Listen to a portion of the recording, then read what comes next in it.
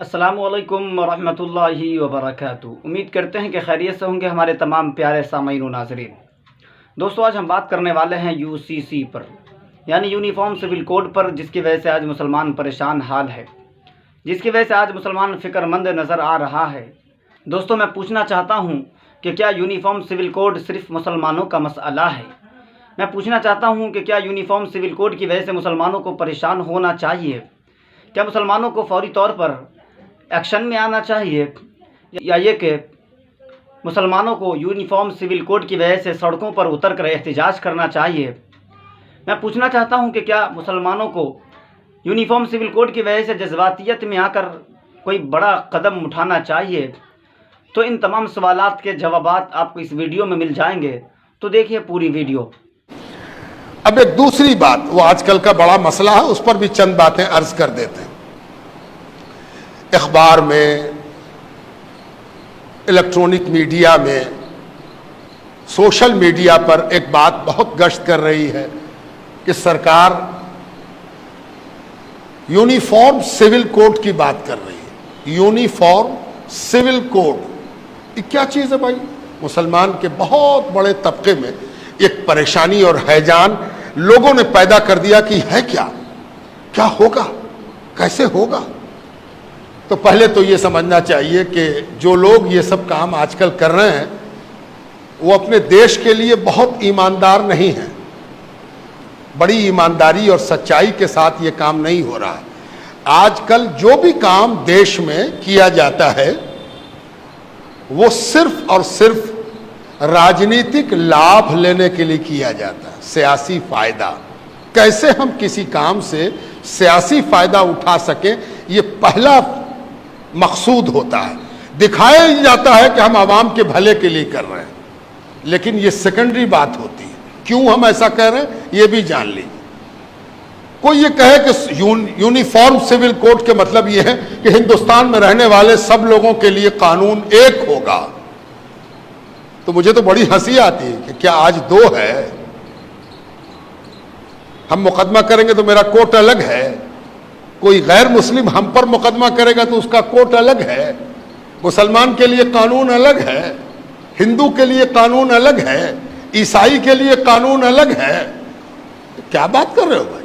تھانہ ایک، پولیس ایک، منصف ایک، مجسٹریٹ ایک، سول کورٹ ایک، ہائی کورٹ ایک، سپریم کورٹ ایک، قانون تو سب ایک ہے، راشن کارڈ سب کا ایک ہے۔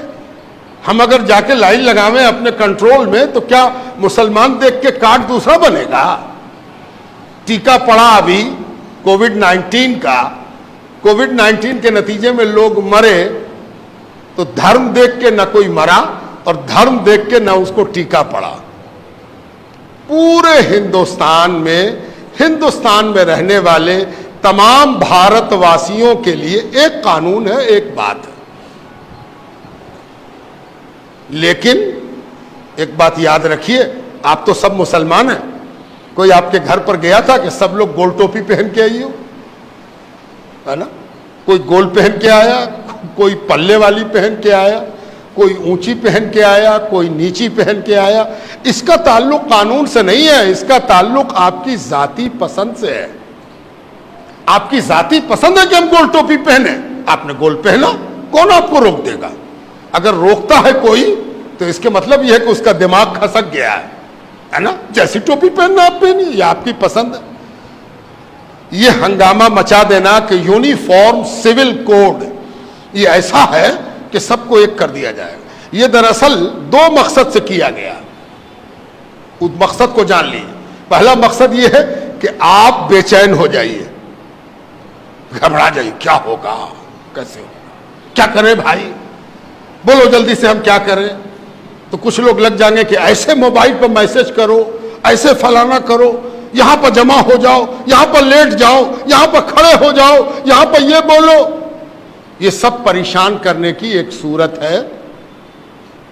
دوسرا مقصد کیا ہے؟ کسی کو خوش کیا جائے کہ ان لوگوں کو بہت کچھ مل رہا تھا، ہم ہی ہیں جو ان کا کاٹ رہے ہیں، ہم ہی ہیں جو ان کو ہم بے چین کیے ہوئے ہیں، ان کو ہم پریشان کیے ہوئے ہیں، ان کو پریشان کرنے والے ہم ہی نہ ہیں۔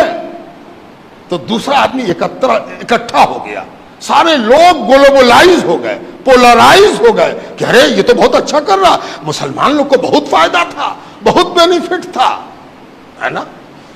اگر کوئی پوچھ دے کہ مسلمانوں کو کیا فائدہ تھا، تو سب سے پہلی چیز یہ بتائی گئی کہ مسلمان 4 شادی کر سکتا تھا۔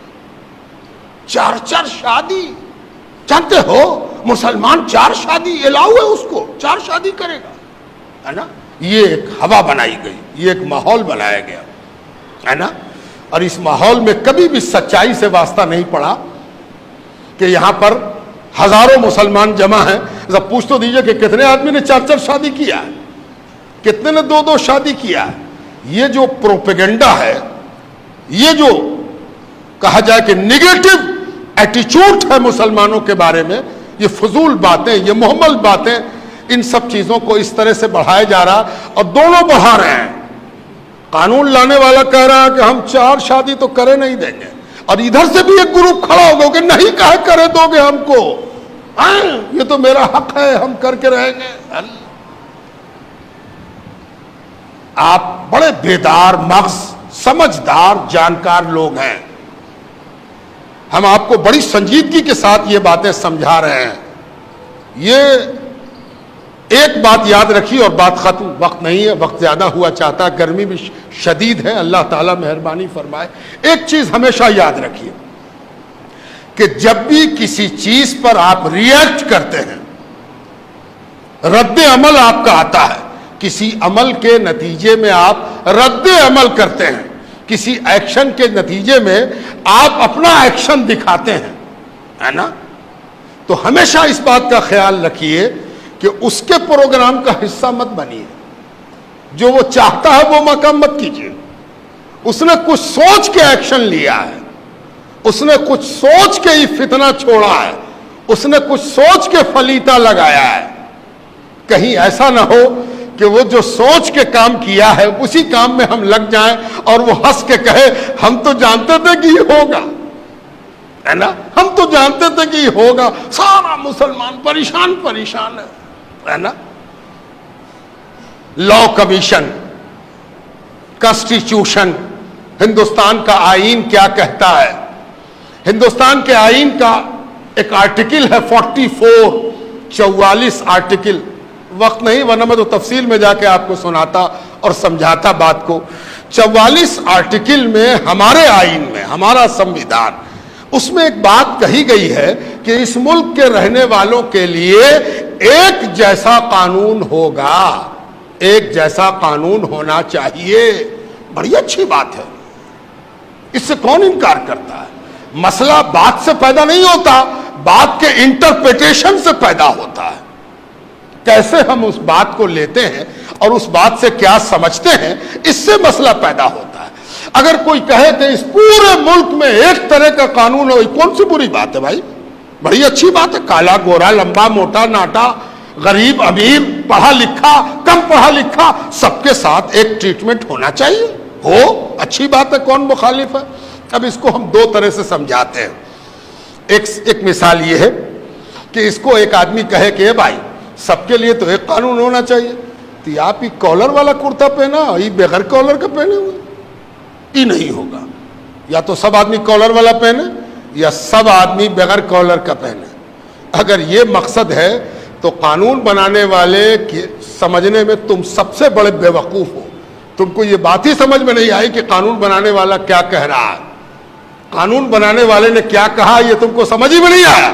تم سب کا کپڑا ایک کرنا چاہتے ہو، ایک رنگ کا کپڑا پہناؤ گے، ایک رنگ کی قمیص پہناؤ گے، ایک رنگ کا پینٹ یا ہاف پینٹ پہناؤ گے، اسی کو یونیفارم سول کوڈ کہتے ہیں۔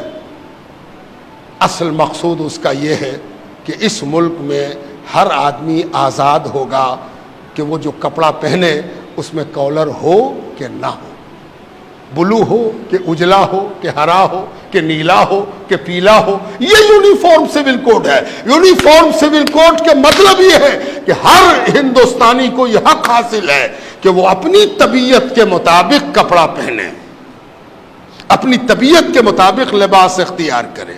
حیرت کی بات ہے کہ اس ملک میں جہاں ہر 4 کوس پر بولی بدل جاتی ہے، और हर 4 कोस पर प्रथा बदल जाती है, रस्म बदल जाता है, रिवाज बदल जाता है, ट्रेडिशन बदल जाता है। वहां यूनिफॉर्म सिविल कोड की बात अगर की जा रही है तो आप ही क्यों परेशान हैं? सब लोग परेशान होंगे, जब होंगे तो देखा जाएगा, है ना। मुसलमान सबसे पहले क्यों परेशान हो जाए? मुसलमान ही सबसे पहले लाइन क्यों लगा दे?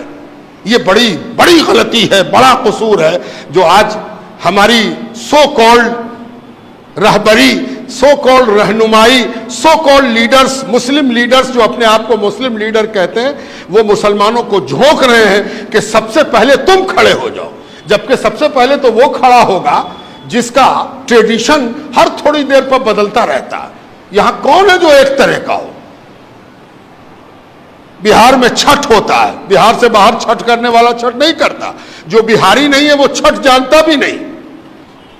पता नहीं कितने किस्म का कैलेंडर है उनके यहां भी पूजा के अलग अलग अंदाज हैं, साउथ और नॉर्थ। आप दक्षिण में चले जाइए, दक्षिण का खाना पीना, पहनना, ओढ़ना, बोलना, चालना, हंसना, रोना सब अलग है। उत्तर आइए, सब अलग है।